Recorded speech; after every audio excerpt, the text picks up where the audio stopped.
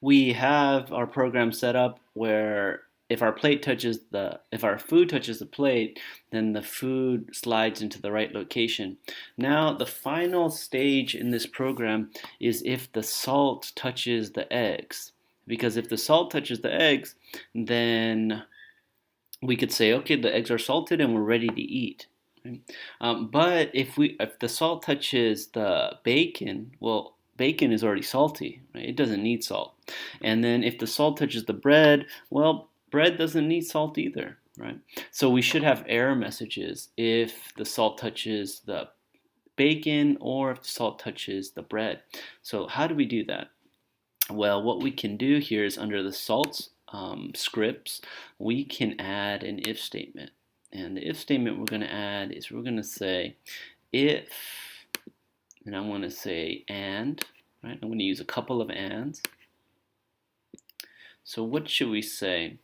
If, let's say if bread is equal to 1, because bread is the last thing that needs to be cooked. So let's go ahead and take out bread and use an equal sign. Let's say if bread's equal to 1, that means it's cooked. And touching, and the salt is touching the bacon, right? And that's it. So let me go ahead and rearrange this so we just use one and. So if touching the bacon and the bread is cooked, right? That should mean that the bread is on the plate and now we're moving the salt over to the bacon. And so if that's the case, we want to say looks, get a say, and say something like bacon doesn't need salt. Okay? And then we want the salt to go ahead and glide back to its original location. So I'm going to use a glide to go back home. And so that's how we're going to make the salt give an error message if it touches the bacon or if it touches the bread. Let's go ahead and see if that works. Oh my goodness.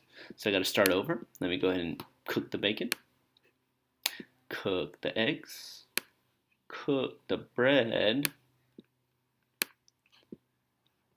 cook the bread. Ooh. Okay, so the eggs didn't cook. Cook the eggs, then cook the bread, and then I'm going to plate all my food. And let me touch the bacon. Bacon's already salty, and the salt glides home.